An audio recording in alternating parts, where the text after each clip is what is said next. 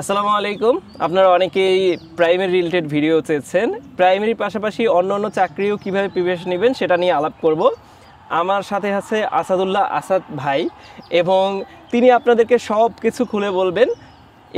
আপনি কি কি চাকরি পেয়েছেন এবং বর্তমানে কোথায় কর্মরত আছেন? আলহামদুলিল্লাহ, ধন্যবাদ শেখত ভাইকে। আমি বর্তমানে প্রাইমারিতে সহকারী শিক্ষক পদে কর্মরত আছি। 2024 সালে এখানে যোগদান করি। কিছু পরীক্ষা এখনও পেন্ডিং আছে, যেমন খাদ্য অধিদপ্তরের সাব ইন্সপেক্টর অফ ফুডে আমার প্রিলি উত্তীর্ণ হওয়া আছে, সামনে লিখিত পরীক্ষা হবে। প্রাথমিক গণশিক্ষা মন্ত্রণালয়ে এটিও পরীক্ষাতে উত্তীর্ণ হওয়া আছে, সামনে লিখিত পরীক্ষা হবে। বর্তমানে 47তম BCS এর লিখিত পরীক্ষা চলছে, বোধহয় আপনারও আছে সাথে। আসলে আপনাদের একটু জানিয়ে রাখি, সেটা হচ্ছে ভাইয়া BM কলেজ থেকে পড়ে, মানে জাতীয় বিশ্ববিদ্যালয় থেকে পড়ে এতগুলো চাকরির জার্নিতে আছে, এবং আপনারা অনেকেই আসলে হতাশ হয়ে যান। ভাইয়ের কাছে আসলে জিজ্ঞেস করবো, আপনিও তো দেখেছেন অনেকে আসলে জাতীয় বিশ্ববিদ্যালয়ে পড়াশোনা করে অনেক হতাশ, এবং আসলে তারা কি করবে এই হতাশা দূর করতে? আমার মনে হয় আসলে হতাশার তেমন কিছু নাই। মূল বিষয় হচ্ছে আমার রিজিক যতটুকু আছে ততটুকু আমি পাবো। আমি আমার জায়গা থেকে সর্বোচ্চ চেষ্টা করব। চেষ্টা করার পর যদি মনে হয় এটা আমার জন্য কল্যাণ, আল্লাহ যদি আমাকে কল্যাণ মনে করেন, তাহলে আমার চাকরিটা হবে। আর যদি না হয় তাহলে হতাশার কিছু নাই, আমরা হয়তো অন্য সেক্টরের কল্যাণ আছে, মানে এটাই মনে হয়। হতাশার আসলে সুযোগ নেই আমাদের। আচ্ছা আচ্ছা, তো আমি আপনাকে কিছু প্রশ্ন করি, যেগুলো হচ্ছে আমাদের সম্মানিত দর্শক করেছেন। কেন আসবে আসলে প্রাইমারি চাকরি করতে? প্রথমত বলে রাখি, এটা হচ্ছে সম্পূর্ণ রাজস্ব খাতভুক্ত একটি সরকারি চাকরি, এবং আপনারা জানেন রুট লেভেলে আমাদের সরকারি চাকরি হিসেবে প্রাথমিক বিদ্যালয়ের শিক্ষকদেরই মনে করা হয়। এখানে প্রথম সুবিধা হচ্ছে এটা যেহেতু সরকারি চাকরি, তার মানে চাকরিটা অনেকটা স্থায়ী কিছুটা বলা যায়। একই সাথে আপনার সম্পূর্ণ দায় দায়িত্ব সরকার নিচ্ছে, এবং এটা একটা ভ্যাকেশনাল ডিপার্টমেন্ট। এবছরই দেখেন প্রায় 180 দিনের মতো বন্ধ আছে, তার মানে আপনি প্রচুর পরিমাণে বন্ধ পাচ্ছেন, একই সাথে বিভিন্ন ধরনের চাকরি প্রস্তুতি নিতে পারছেন। এবং আরেকটা সুবিধা একটু বলি, সেটা তো অনেকে জানেন না, আমি আপনার মাধ্যমে জানতে চাচ্ছি। সেটা হচ্ছে, যদি কোনো ক্যান্ডিডেট সরকারি পরীক্ষা বা সরকারি চাকরি যোগদান করার পর তিনি যদি অধীনে মারা যান, যদি যোগদান করছেন অধীনে যদি মারা যান, তাহলে তার জন্য সরকার ভর্তুকি দিচ্ছে। তাকে 8 লক্ষ টাকা জনপ্রশাসন মন্ত্রণালয় থেকে দেয়, তাকে কল্যাণ তহবিল থেকে 2 লক্ষ টাকা দেয়। একই সাথে তাদের দাফন খরচ এবং আরও কিছু বছর খরচ সরকার দিয়ে থাকে। এই যে বড় একটা সুবিধা, এটা আসলে অন্য কোথাও পাবেন না। আচ্ছা আচ্ছা, সরকারি চাকরি পাবেন। আচ্ছা, আপনি অলরেডি বলেছেন, এখন কিভাবে আপনি এই যে উপজেলায় প্রথম হলেন এটা আমাদেরকে একটু বলবেন, এবং কত মার্কস ছিল আপনার? আলহামদুলিল্লাহ, এটা আল্লাহর প্রশংসা। আসলে প্রথমে আল্লাহকে প্রশংসা করব। মূল বিষয় হচ্ছে, আসলে আমি এর আগে একটা বেসরকারি হাই স্কুলে কর্মরত ছিলাম। সেখান থেকে যখন দেখলাম আমার পরীক্ষা খুব কাছাকাছি সময়, এক্ষেত্রে আমি ধন্যবাদ দেবো আমার ওয়াইফকে। সে অনেক অনুপ্রেরণা দিচ্ছে আমার এই ক্ষেত্রে। আমি সেই মুহূর্তে প্রায় 1 মাস 17 দিন আগে আমি চাকরিটা ছেড়ে দিয়ে আমার কাছে মনে হলো আসলে একটা সরকারি চাকরি পাওয়া দরকার। সেখান থেকে আমার জার্নিটা আসলে খুব মূল জার্নিটা ওখান থেকে শুরু। 1 মাস 17 দিন? 1 মাস 17 দিন। আচ্ছা, মানে এখন যারা যদি কেউ মনে করে যে আগামী জানুয়ারিতে যেহেতু আমাদের পরীক্ষার ডেট আছে একটা প্রাইমারি, তা যদি মনে করে এখন, তাহলে সেও সম্ভব। তখন থেকে আমরা টার্গেট নিচ্ছিলাম, ঠিক আছে আমাকে যেভাবেই হোক ভালো করতে হবে। সেই জায়গা থেকে আমার জার্নিটা শুরু। এবং আমার মনে আছে আমি শুরুতেই যেটা করতাম, বিগত সালে BCS যে 10ম BCS থেকে যে বর্তমান, তখন ছিল বোধহয় 40তম BCS। তো ওই প্রশ্নগুলো আমি খুব ভালো করে সলভ করছিলাম ব্যাখ্যা সহকারে। এবং একই সাথে কিছু অ্যাপ ভিত্তিক পড়াশোনা করতাম, যেমন BCS প্রস্তুতি, মাই এক্সামিনার অ্যাপে ওরা প্রতিদিন পরীক্ষা দিত। লাইভ MCQ আছে। আর তখন অবশ্য জানতাম না, এখন আছে। তো ওই BCS প্রস্তুতি, মাই এক্সামিনার অ্যাপে ওরা কন্টিনিউয়াসলি আপনার পরীক্ষার একটা সিলেবাস দিত, যে আজকে এই প্রাইমারি পরীক্ষার সিলেবাস দিত। আমি ওইটা খুব ভালো করে পড়ার চেষ্টা করতাম। যেমন ধরেন আজকে দিল সে সন্ধি বিষয় থাকবে, সন্ধি বিষয়ে আমি কি করতাম, বই রিলেটেড অথবা বই টই ঘেটে মোটামুটি খুব ভালো প্রস্তুতি নিতাম। আমার টার্গেট থাকতো আমাকে টপার হতে হবে ওখানে, সেই টার্গেট নিয়ে পড়তাম। তো একটা ভুল যেত, বাট অনেকটাই কভার করতে পারতাম। আর কিছু বইও ব্যাপার ছিল এই মুহূর্তে। আচ্ছা, বইগুলো আমরা আস্তে আস্তে বলি। ঠিক আছে, অলরেডি বলে ফেলেছেন আপনি যে আরেকটা হচ্ছে কত মার্কস ছিল সেটাও আর কি বলেছেন। আচ্ছা, হ্যাঁ। আমাদের তখন কত বছর, আমি 24-এ যোগদান করি। 24-এ পরীক্ষাতে প্রথম ধাপে আমাদেরটা ছিল, সেখানে 75 মার্কে প্রিলি পরীক্ষা ছিল। প্রিলি মানে লিখিত আকারে প্রিলি। তার মধ্যে আমি 74টা অ্যান্সার করছিলাম, 3টা ভুল গেছিল। টোটাল মার্ক আসছে 70.25। ওয়াও, অনেক মার্ক ছিল আপনার। আচ্ছা, আপনার বিগত সাল থেকে একজন একদম ডিরেক্টলি জিজ্ঞেস করেছে কত শতাংশ কমন পড়ে? বিগত সালে আসলে বিগত সালের প্রশ্নটা ক্লিয়ার না। বিগত সাল কি বিসিএস এর কথা হ্যাঁ, বলছেন উনি আর নাকি কি অন্য ওরকম করে বলেন না, জাস্ট বিগত সাল বলছে, আপনি ক্লিয়ার করে দিতে পারেন। ঠিক আছে, আমি যদি বলি বিগত সালে শুধু প্রশ্ন বলি, বিসিএস এর কথা বলি, বিসিএস এর বিগত সালে সব পড়ার প্রয়োজন নেই। যেমন আপনার নৈতিকতা সুশাসন পড়ার কোনো প্রয়োজন নেই, কম্পিউটার পড়ার প্রয়োজন নেই, বিজ্ঞান আমি বলবো পড়ার প্রয়োজন নেই। আপনি শুধু বাংলাদেশ বিষয় বলি, আন্তর্জাতিক বিষয় বলি, বাংলা ব্যাকরণ সাহিত্য না, ইংরেজি ব্যাকরণ সাহিত্য না, যদি এই এবং সাথে ম্যাথ, এই 4-5টা আইটেম খুব ভালো করে পড়তে পারেন, একই সাথে হচ্ছে ভূগোল চাইলে দেখতে পারেন। তো এই 6টা বিষয় যদি খুব ভালো করে ব্যাখ্যা সহকারে পড়তে পারেন বিগত বিসিএস থেকে, আমার মনে হয় হচ্ছে এখান থেকে প্রায় 60 থেকে 70% কমন পাবেন বিসিএস এর প্রশ্ন থেকে, বিসিএস এর কোশ্চেন থেকে। ওয়াও! তবে একটু ওই যে ব্যাখ্যা সহ পড়তে হবে, ব্যাখ্যা সহ পড়তে হবে। আপনি শুধু কদবাদাম মুখস্থ করে গেলে তার মধ্যে কমন ওইভাবে পাবেন না। এর পাশাপাশি কি প্রাইমারির বিগত সালের প্রশ্ন সলভ করার দরকার কিনা? প্রাইমারি যদি সময় কম থাকে, যদি যারা আগামী পরীক্ষা দেবে, আমি যতটুকু জানলাম জানুয়ারিতে পরীক্ষা, তাদের সময়টা খুবই কম, আমার মনে হয় এই মুহূর্তে প্রাইমারিটা প্রয়োজন নাই, যদি বিসিএসটা করলে তার জন্য এনাফ হবে। আচ্ছা আচ্ছা, ঠিক আছে। এখন একজন লিখেছেন হচ্ছে শেষ মুহূর্তে, এখন তো সময় খুবই কম, এই শেষ মুহূর্তে আসলে কি করবে তারা, কিভাবে আগাবে? এখন ধরলাম অনেকের আধো আধো প্রিপারেশন বা মাঝামাঝি লেভেলে আছে, তো এই সময়টা সে কিভাবে কাজে লাগাতে পারে? শেষ মুহূর্তে আমার মনে হচ্ছে আমরা শেষ মুহূর্তে যেটা আমরা শুরু করছিলাম শেষ মুহূর্তে, আসলে সেক্ষেত্রে আমার মনে হয় প্রচুর পরিমাণে পরীক্ষা দেওয়া লাগে, পরীক্ষা প্ল্যাটফর্ম তৈরি করতে হবে। যদি সরাসরি কোচিং এসে দিতে পারে কোনো একটা, তাহলে খুবই ভালো। আর যদি সেটা না হয়, তাহলে আসলে আমি বলবো লাইভ এমসিকিউ যথেষ্ট ভালো মানের অ্যাপ, এবং এদের রিভিউটা খুবই ভালো, ব্যাখ্যাটা অসাধারণ দেয়। আর মানে কন্টিনিউয়াসলি ওখানে পরীক্ষা হয়, প্রতিদিন পরীক্ষা দিবে। এবং আমি যেটা এখনো করি সেটা বলি আর কি, সেটা হচ্ছে লাইভ এমসিকিউ যখন পরীক্ষা দিই, একদিন পরে পরের দিন রেজাল্টটা দেয়, তো রেজাল্টটা যখন আমি দেখি তখন ব্যাখ্যা সহকারে প্রশ্নটা পড়ি, তো আমার কিছু ভুল যায়, আমি ভুলগুলো তখন আইডেন্টিফাই করার জন্য নোট খাতা তৈরি করি। যেমন ধরেন আমার একটা ভুল গেল, সেটা নোট খাতা লিখে রাখলাম ডেট সহকারে, এবং শেষে যেটা হয় যে কোনো একটা পরীক্ষা যখন সামনে চলে আসে, পরীক্ষাকে ওই নোট খাতা বারবার রিভিশন করে যায়, তাহলে আমার পুরো পড়াটা কিন্তু অনেকটা কমে আসলো। এটা সবচেয়ে বড় সুবিধা। তো আমি এই মুহূর্তে কেনে যদি বলবো, আপনারা আসলে প্রচুর পরিমাণে একটু পরীক্ষা বারবার দেন, বারবার রিভিশন দেন, ওই যেগুলো ভুল যায় ওগুলো বারবার রিভিশন দেন, আমার মনে হয় তার জন্য। দ্যাট মিন্স হচ্ছে তাদের অনলাইন বা অফলাইন পরীক্ষা দেওয়া উচিত, নিজেদের উইকনেস আইডেন্টিফাই করা উচিত এবং সেটা পড়া উচিত। হ্যাঁ হ্যাঁ, আচ্ছা। তো এখন আপনি বলেন যে বাংলায় সর্বোচ্চ নাম্বার পেতে করণীয় কি? সেটা সাহিত্য বা ব্যাকরণ, যেহেতু জানি আমরা হচ্ছে বাংলায় কিন্তু অনেক বেশি মার্ক থাকবে, তো ব্যাকরণে কোন কোন এরিয়াটা তারা পড়তে পারে ভালো করে, এবং সাহিত্যর কোন এরিয়াটা পড়তে পারে এই শেষ মুহূর্তে এসে? আমার মনে হয় হচ্ছে ব্যাকরণের গুরুত্বটা সবচেয়ে বেশি দেওয়া উচিত, কারণ ব্যাকরণের মার্কটা অনেক বেশি আসে। যেমন ধরেন এবার যদি আমাদের 25 মার্কে যদি বাংলা ব্যাকরণ আসে, তার মধ্যে আমার মনে হয় হচ্ছে বাংলা যদি 25 মার্কে আসে, তার মধ্যে আমার কাছে মনে হয় প্রায় 20-এর বেশি মার্ক আসবে ব্যাকরণ থেকে। মানে ব্যাকরণের গুরুত্বটা কিন্তু অনেক বেশি। আপনার সেক্ষেত্রে আমি বলবো হচ্ছে বাংলা ব্যাকরণের জন্য আমি অভিযাত্রী বইটা পড়তাম, একই সাথে নবম দশম শ্রেণীর একটা বই আছে, পুরাতনটা অবশ্যই পড়তে, বর্তমানটা পড়তে পারে। তো এই যদি নবম দশম শ্রেণীর বইটা শেষ করতে পারে, এখনো অবশ্যই শেষ করা কিনা আমি জানি না, তবে আপনি যদি টপিক ধরে ধরে মোটামুটি অভিযাত্রীর বইটা শেষ করতে পারেন, ওখানে অভিযাত্রী আছে, অগ্রদূত আছে, মানে যেগুলো যে বইটা তাদের কাছে, আমি অবশ্য অভিযাত্রী থেকে পড়তাম, এজন্য বললাম আর কি।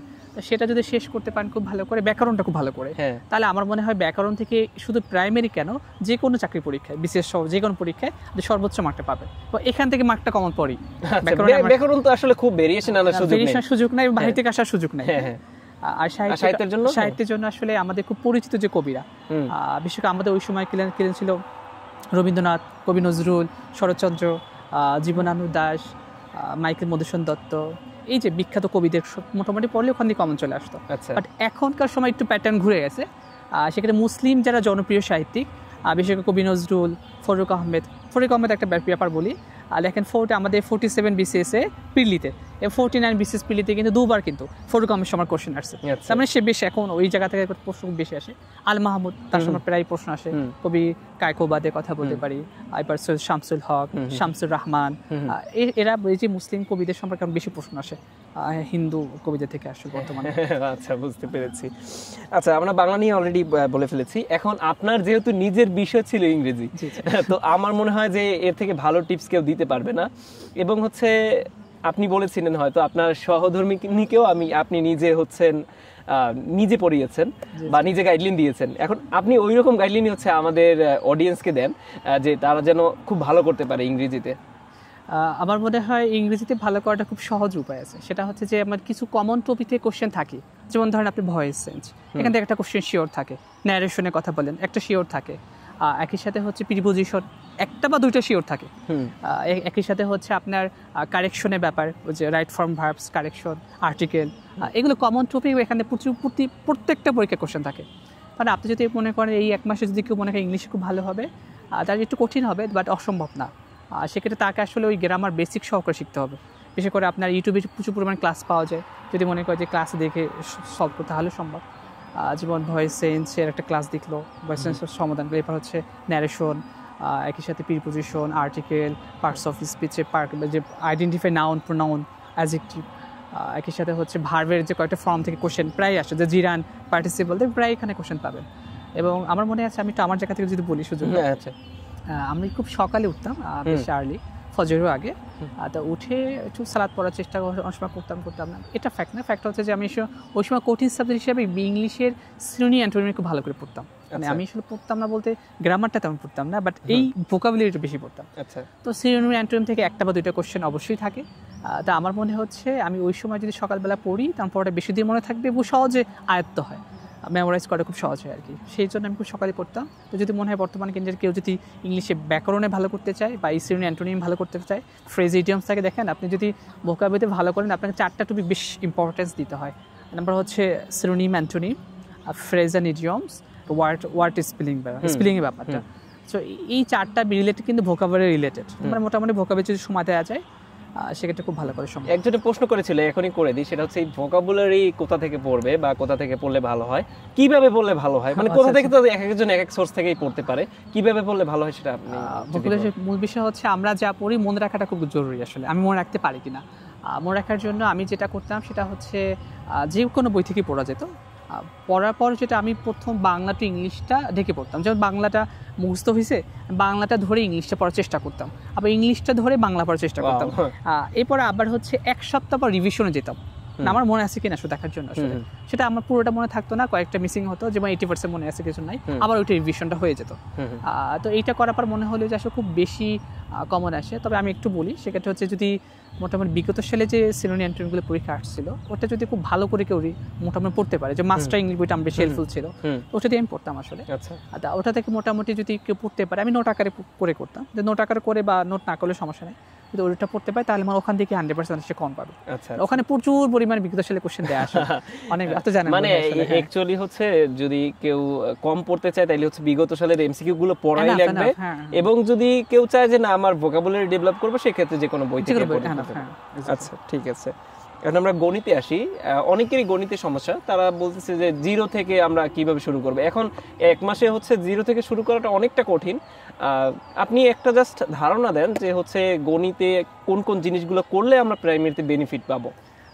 আসলে মূলত গণিতের ভীতিটা আমারও খুব বেশি ছিল। আপনি জানেন আমি ইংলিশ স্টুডেন্ট, আমি টিউশনি করাতাম ইংলিশে, বা একটা প্রাইভেট হাই স্কুলে ইংলিশ টিচার ছিলাম। তবে সেক্ষেত্রে আমার গণিতের ফোবিয়া ছিল আসলে। সেই জায়গা থেকে আমি বেশ গণিতটা নিয়ে প্রচণ্ড ভয়ে থাকতাম। তো একদিন আমি ইউটিউবে স্ক্রল করতে করতে এক সময় হচ্ছে ওই খায়রুল স্যার একটা ক্লাস আমার সামনে চলে আসে। তো খায়রুল আলম আর কি স্যার, তো খায়রুলস বেসিক ম্যাথার পেজটা। তো আমি কয়েকটা ক্লাস দেখার পর আমার মনে হচ্ছে খুব গণিতটা খুব মজা করে শেখা যায়। একই সাথে দেখলাম কিছু বীজগণিতে মোত্তাসিন পালবি স্যার ছিল, সেও খুব ভালো ক্লাস নিচ্ছিল। তো আমি দুজনের সমন্বয় করে পড়া ক্লাস দেখা শুরু করলাম। এটা মনে হয় না এই গণিতটা পারা সম্ভব, এবং তারপর থেকে আমি কন্টিনিউসলি ক্লাস দেখা শুরু করলাম। এবার আমার ওয়াইফের কথা বলছিলাম, ওর গণিতে বেশ সমস্যা হচ্ছিল। তা আমি ও চাচ্ছিল কোচিংয়ে ভর্তি হবে। আমি বললাম কোচিংয়ে ভর্তি হওয়ার কোনো প্রয়োজন নেই, তুমি একটা কাজ করো, সেটা হচ্ছে তুমি চাইলে ওই যে খায়রুলসের ক্লাস দেখতে পারো। সো ও যখন ইউটিউবে 2-3টে ক্লাস দেখছে, স্যার একটু দ্রুত কথা বলে, বাট যখন যদি কেউ আয়ত্ত নিতে পারে তো খুব সহজ আর কি। এখন স্যারের প্রচুর ফ্যান হয়ে গেছে আর কি। তারপর কন্টিনিউয়াসলি আসলে ক্লাস দেখা শুরু করলো আর কি। এরপর গণিতেও যথেষ্ট পরিমাণে ও ভালো করলো, মোটামুটি আমারও ভালো ছিল আসলে। স্যার একটা মজার ব্যাপার হচ্ছে স্যার আসলে শর্টকাট শেখায় না, বাট শেখানোর প্রসেসটা শর্টকাট চলে আসে। আচ্ছা, মানে খুব ভালোভাবে শিখলে এমনিতেই আপনি কম সময়ে সলভ করতে পারবেন। আপনি অনেক ম্যাথগুলো হচ্ছে দেখবেন না করে সলভ করতে পারবেন। এই মেথডটা স্যার খুব ভালো করে শেখায়, যথেষ্ট পরিমাণে হেল্পফুল ছিল। আমরা ম্যাথে আমার সর্বোচ্চ মার্কস না, কোনো ম্যাথ ভুল যায় নাই। ইভেন কিছুদিন আগে যেমন পরীক্ষা ছিল খাদ্যে, ওখানে কোনো ম্যাথ ভুল যায় না আসলে। ওয়াও।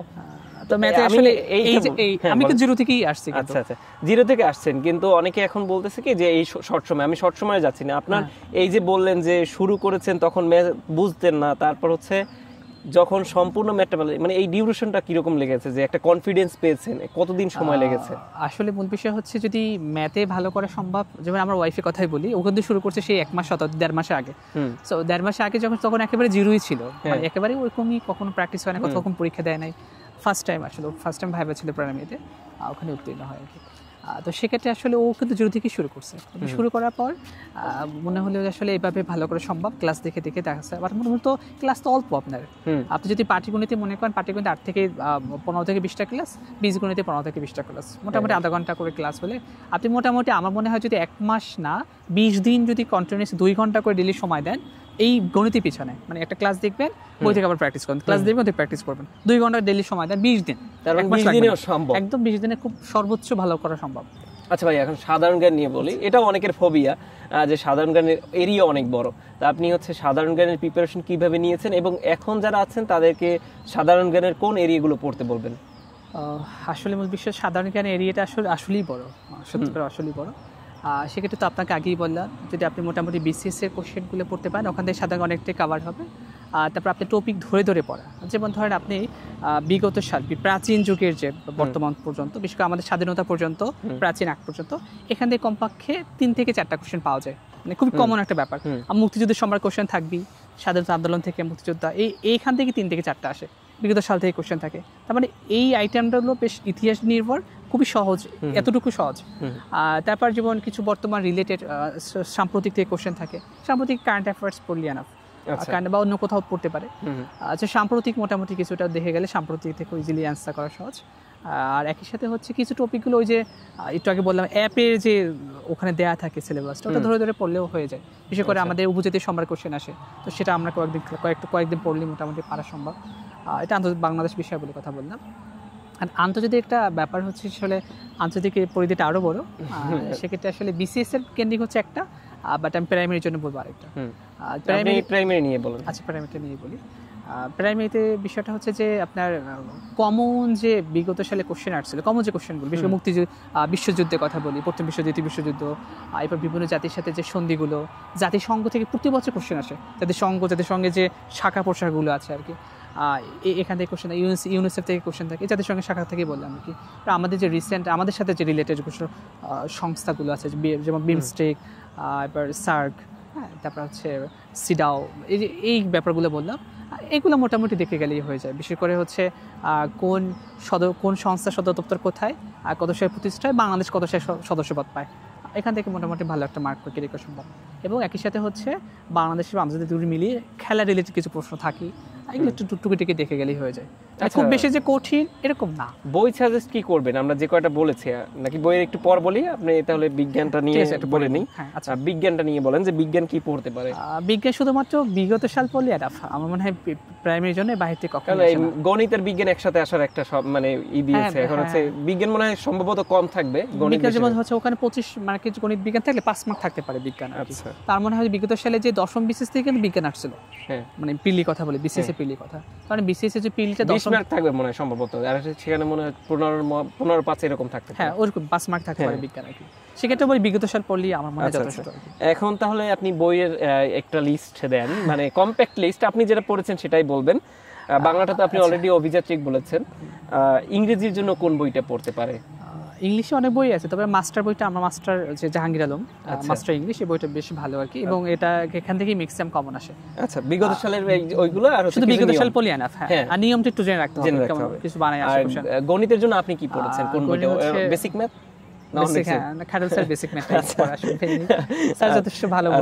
তাহলে আর এখানে নিয়ে আর প্রশ্ন নাই। সাধারণ জ্ঞানের কথা বলছিলাম যে জর্জের, ওটা আমরা পড়ছিলাম, জর্জের বাংলা বিষয় বলি, জর্জের হচ্ছে আন্তর্জাতিক বিষয়। আচ্ছা, খুবই কম্প্যাক্ট বই, কম লেখা, যদি কেউ ইজিলি পড়তে পারবে। হ্যাঁ, এক্স্যাক্টলি, খুব সহজে উপস্থাপন করা আসলে এখানে। তবে আরেকটা প্রশ্ন হচ্ছে, অনেকে মনে হয় বলতেছে যে নেগেটিভ মার্ক কিভাবে কমাবে।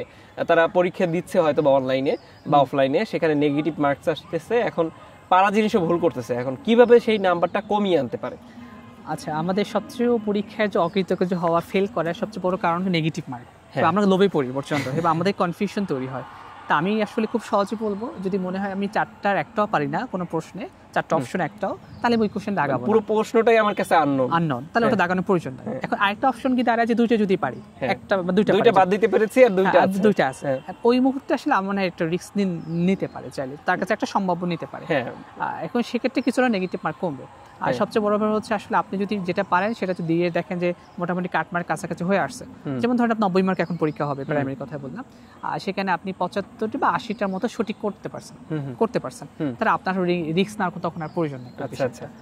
তখন আপনি ইজিলি চান্স হয়ে আসবে। এখন অনেকে বলতেছে যে সদ্য অনার্স শেষ, এখন প্রস্তুতি নিয়ে কি টেকা সম্ভব? অবশ্যই, আসলে এটা অসম্ভব কিছু না। আমরা আসলে পিছনের সালে আমরা ক্লাস 10 পর্যন্ত কিন্তু ইংলিশ ম্যাথ পড়ে আসছি, বাংলাটা আমরা প্রায় পড়ি। তার মানে আসলে বাংলা আপনার সাহিত্য অনেক বড় পরিধি, ওটা কিন্তু পড়া লাগতেছে না এখন বেশি। আপনি চাইলে এখন শুধুমাত্র ব্যাকরণটাকেও অবশ্যই শেষ করতে পারেন। আর মনে হয় যদি কেউ ফ্রি থাকে, কোনো জবে না ঢুকে, তাহলে আমি বলবো যে ডেলি 2 ঘন্টা অবশ্যই ইংলিশ পড়বে, 2 ঘন্টা অবশ্যই গণিত করবে, এই দুটো মাস্ট থাকতেই হবে। গণিত ইংলিশ 4 ঘন্টা, বাকি সময়ে আপনার 1 ঘন্টা বা 1 ঘন্টা করে হচ্ছে যদি বাংলার আর সাধারণ জ্ঞান করে, তাহলে 1 মাসে তার অনেকটা কভার করা সম্ভব। আচ্ছা, এমন না যে টিকতেই হবে, আমি বলতেছি না যে যারা আমার ভিডিও দেখতেছেন যে না আমার 1.5 মাসে বা 1 মাসে টেকা সম্ভব কিনা, আপনাকে তো পড়তেই হবে। আপনার প্রাইমারি হয়তো প্রধান শিক্ষক যাবে, আপনার সহকারী শিক্ষক আসবে, সহকারী শিক্ষক যাবে, অন্য একটা নিয়োগ পরীক্ষা আসবে, তো এটা তো কন্টিনিউয়াস প্রসেস, যতদিন আপনি চাকরি না পান আপনাকে পড়তেই থাকতে হবে। সেক্ষেত্রে এটা অনেকটা অবান্তর প্রশ্ন যে আসলে এতটুকু হবে কিনা, কারণ সবাই তো টিকবেও না, এটা তো বাস্তবতা। তো দেখা যায় আবার 1 মাস পর গালি দিবে যে আপনি তো বলছেন 1 মাসে হবে, তো আমার তো হলো না। আমি একটা ভিডিও শেয়ার করেছিলাম যে আমি এরকম বিগত সালের প্রশ্ন বুঝে বুঝে যখন কন্টেন্টের মধ্যে দাগিয়ে রেখেছি, তখন আমার না এই জার্নিটা সহজ হয়ে গেছে। এখন একজন কমেন্ট করেছে যে আমিও তো এরকম দাগিয়েছি, আমি ঠিক নেই কেন? আচ্ছা, আমি একটু বলি, সেটা হচ্ছে সে আসলে মূল বিষয় হচ্ছে আমার রিজিকটা কোথায় আছে আমি জানি না, আল্লাহ প্রদত্ত আছে। এখন আমার জায়গা থেকে আমি সর্বোচ্চ চেষ্টা করবো, যে আমার মনে আছে আমি যখন জার্নিটা শুরু করি একদম যদি কমও হয় তাহলে 14 থেকে 15 ঘন্টা পড়াশোনা করতাম। এখন আমার জায়গা থেকে আমি সর্বোচ্চ চেষ্টা করে, যারা আমি উপজেলায় মেধাক্রমে ফার্স্ট হয়েছি, সেক্ষেত্রে আসলে মনে হয় আপনি যদি সর্বোচ্চ চেষ্টা করেন, আল্লাহ আপনাকে সর্বোচ্চটাই দিবেন। আপনি দেখবেন যে পরীক্ষাতে কম পড়াশোনা করে যাবেন, তাকে আমাদের ফিডব্যাকটা ভালো আসে না আপনার। আর যখন আপনি একটু বেশি পড়াশোনা করবেন বা মোটামুটি জানাশোনা খুব ভালো থাকবে, আপনার নিজের মধ্যে একটা কনফিডেন্স চলে আসবে যে আমি পারবো, ম্যাক্সিমাম কোশ্চেনে পারবো। আপনি যদি ম্যাথের ভয়টা না থাকে, ইংলিশ যদি ম্যাক্সিমাম যদি মনে হয় আমি পারবো, ব্যাকরণ যদি মনে হয় ম্যাক্সিমাম আমি পারবো, তাহলে আপনার ভয়টা কোথায়? অবশ্যই ভালো সম্ভব, এবং সেটা 1 মাসই সম্ভব যদি কেউ চেষ্টা করে। আসলে রিজিকের বিষয়টা আমি যদি আমার প্রথম জীবনে চাকরি পেয়ে যেতাম, হয়তো বা এই জিনিসটা আমি বিশ্বাসও করতাম না, কারণ আমি তখন একটু অ্যারোগেন্ট থাকতাম। আমার হয়তো বা বন্ধুরা যারা প্রথমে চাকরি পেয়ে গেছে, তারাও হয়তো এই জিনিসটা আমার সাথে আর্গু করবে।